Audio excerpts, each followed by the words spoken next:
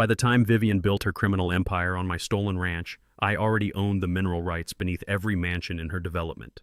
But let me back up. Picture this.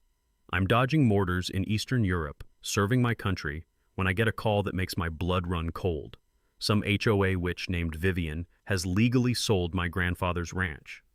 1,500 acres of prime American soil that's been in my family since 1892. The same land where my Purple Heart grandfather is buried. Sold for pennies on the dollar while I'm bleeding for freedom overseas. I come home to the sound of gravel crunching under surveyor boots, watching strangers stake out my family cemetery. Vivian thought she'd stolen everything from a broken veteran who couldn't fight back. What she didn't know was that Grandpa had left me one final gift buried in those 1960s property documents. Legal ownership of the ground beneath 50 luxury homes worth $47 million combined. What would you do if you came home to find your inheritance stolen? Drop a flag emoji. Where are you watching from? Because this could happen to anyone, anywhere in America. This is how one veteran turned an HOA land grab into the most expensive property lesson these thieves ever received. My name is Staff Sergeant Ezra Thornfield, and I'm a third-generation rancher who just spent 18 months keeping the peace in Eastern Europe. While I was dodging bullets and missing my grandfather's funeral, some HOA vulture was circling my inheritance like a hungry buzzard. The Thornfield Ranch, 1,500 acres of rolling hills, pristine pastures, and the clearest spring-fed lake this side of the Rocky Mountains. Grandpa built this place from nothing after World War II, using his GI Bill and Purple Heart pension. Every fence post driven by weathered hands that knew real work. Every barn beam cut from our own timber. This wasn't just property, it was 3 generations of American blood, sweat, and tears.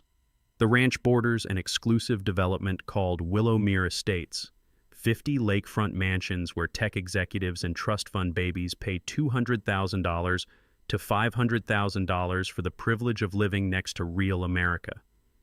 These people have never worked a day of honest labor, but they sure know how to complain about the smell of cattle and the sound of roosters at dawn. I pull into my driveway after that nightmare flight from Germany, expecting to see familiar pastures. Instead, I'm hit with the acrid smell of fresh surveyor paint marking century-old oak trees like death sentences. Bright orange "sold" signs stab into my family's soil like daggers.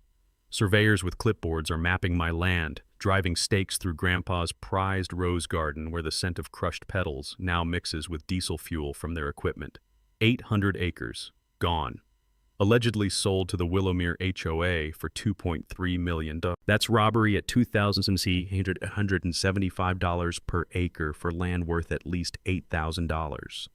My savings account shows $247.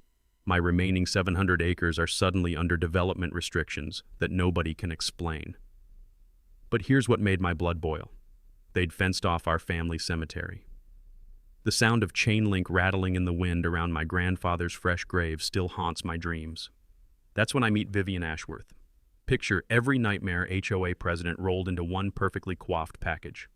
52 years old, drives a white Mercedes G-Wagon worth more than most people's annual salary, and measures grass height with an actual ruler. This woman has filed 47 HOA violation complaints in the past year alone.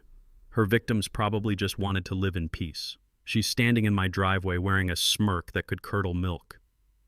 Military housing allowance doesn't cover property taxes, does it, soldier boy? She says, not bothering with introductions. She shoves forged documents at me, papers claiming tax delinquency that my bank records prove never existed. Your grandfather should have planned better, she continues, adjusting designer sunglasses that cost more than my monthly combat pay. This is what happens when military families think they're above civic responsibility. I'm standing there in my uniform, fresh off 18 months defending her freedom, and this parasite lectures me about patriotism. The irony burns like tear gas. Leave our property immediately or I'll have you arrested for trespassing, she threatens, speed dialing what I assume is her personal sheriff. Here's my nightmare. Divorce lawyers and legal fees had drained my savings to $247. The local attorney? Vivian's golf partner who couldn't take my case due to conflicts. County clerk's office lost all original property records. My bank claimed no record of automatic tax payments I'd religiously set up. Standing there, watching strangers stake out my grandfather's grave, I made a silent promise. Vivian had no idea who she was messing with. But something about Grandpa's knowing smile in his old photos suggested he'd left me more than just land. Military training teaches patience, strategy, and finding enemy weak points. She was about to learn why you never mess with a combat veteran's family legacy. Vivian wasn't content with just stealing my land. She wanted to destroy my reputation too. Within 48 hours of our first meeting, she filed a restraining order claiming I'd threatened her with military-style violence. Complete fabrication, but the local judge rubber-stamped it without even hearing my side. Suddenly, I'm banned from half my own county, but that was just the opening move. She installed military-grade security cameras pointed directly at my remaining property, recording my every move like I was some kind of terrorist. Then came the neighborhood app posts about aggressive veteran behavior and concerning PTSD episodes. The woman was building a narrative, painting me as the dangerous outsider threatening their perfect suburban paradise. Her crown jewel was hosting community safety meetings about undesirable elements in the area. The smell of her expensive perfume couldn't mask the stench of her bigotry as she orchestrated my character assassination with surgical precision. But here's what Vivian underestimated. Military intelligence training doesn't just disappear when you take off the uniform. While she was playing social media games, I was playing chess. And I remembered something my grandfather once told me. When politicians lie, the truth is always in the paperwork they hope you'll never find. I drove 200 miles to the state archives in the capital, spending my last $47 on gas and parking fees. Those dusty basement files held treasures more valuable than Vivian's entire jewelry collection. Original 1892 land grant documents, my grandfather's Purple Heart citations, and the smoking gun, proof that my property was never delinquent on taxes. Every payment documented and filed, every transaction recorded and stamped. The tax payments Vivian claimed never existed? They'd been systematically redirected to the wrong account through a convenient clerical error.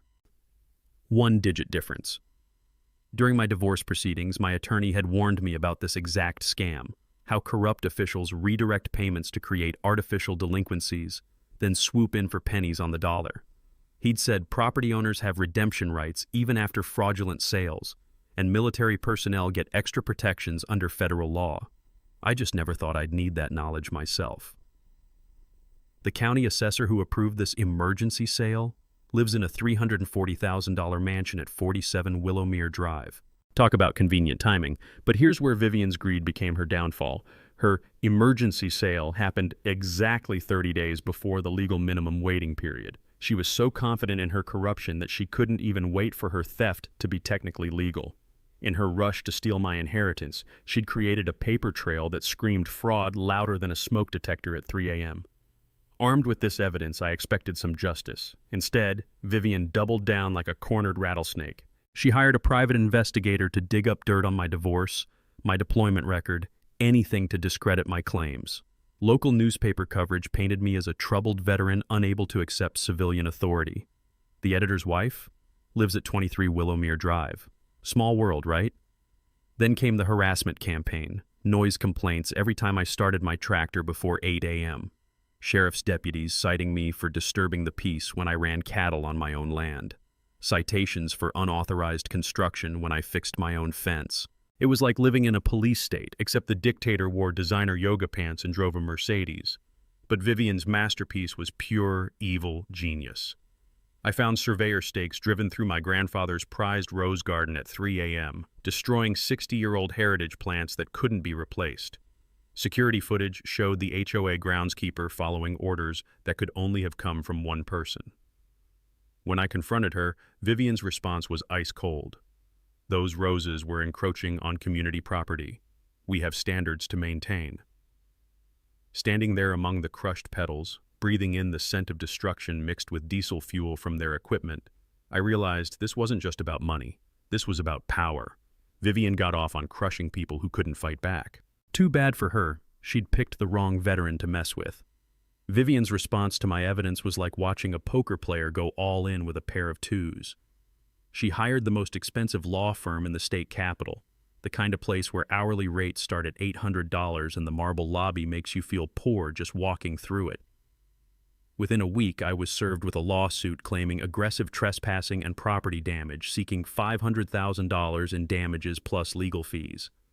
Her masterstroke, claiming I'd driven my cattle across HOA property, which was actually my own stolen land. The legal papers described my grandfather's prize Angus bulls as dangerous livestock deliberately weaponized against innocent homeowners.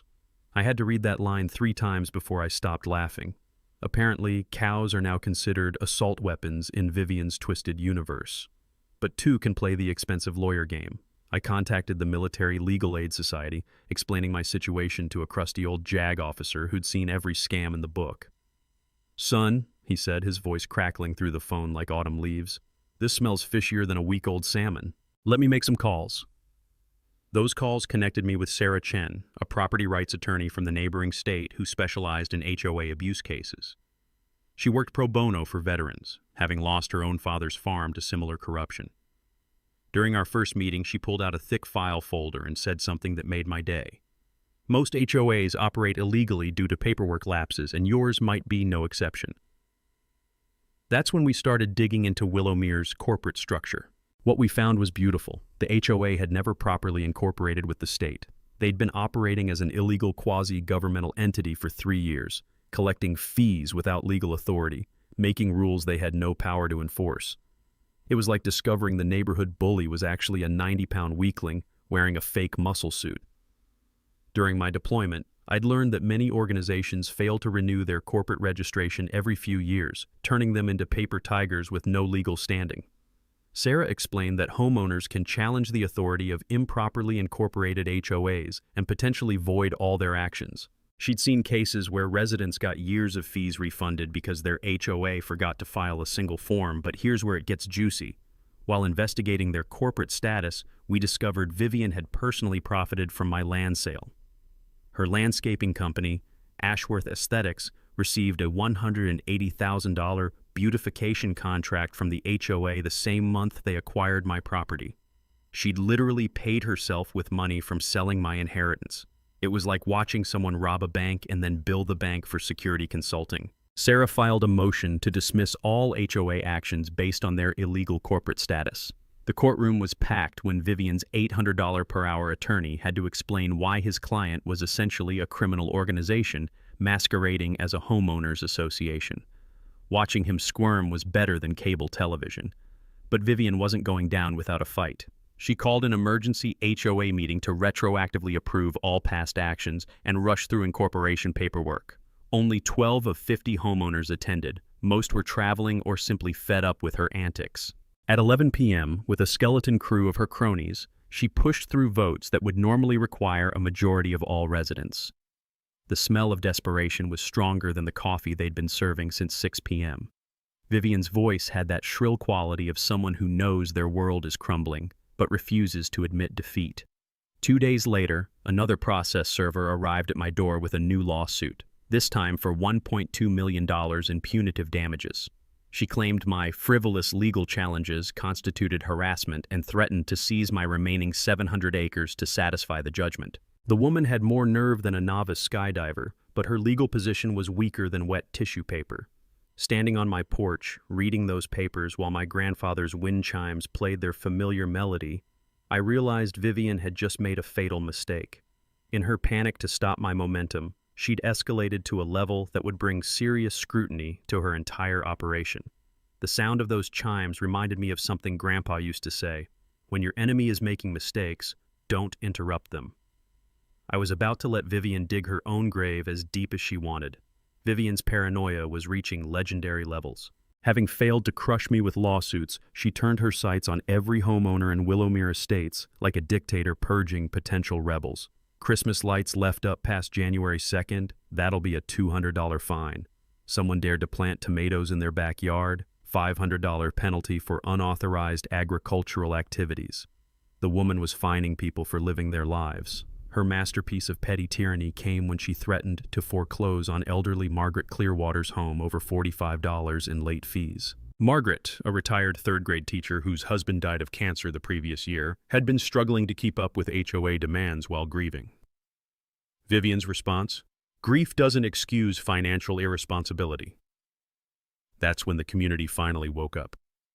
You can only kick a sleeping dog so many times before it bites back, and Willowmere residents had reached their breaking point. Margaret started a private Facebook group called Willowmere Truth Tellers that grew from 5 members to 43 in 2 weeks. The horror stories they shared could fill a Stephen King novel. Navy veteran Tom Bridgewater, whose meticulously maintained lawn had earned him 3 separate violations for excessive uniformity, became my unlikely ally.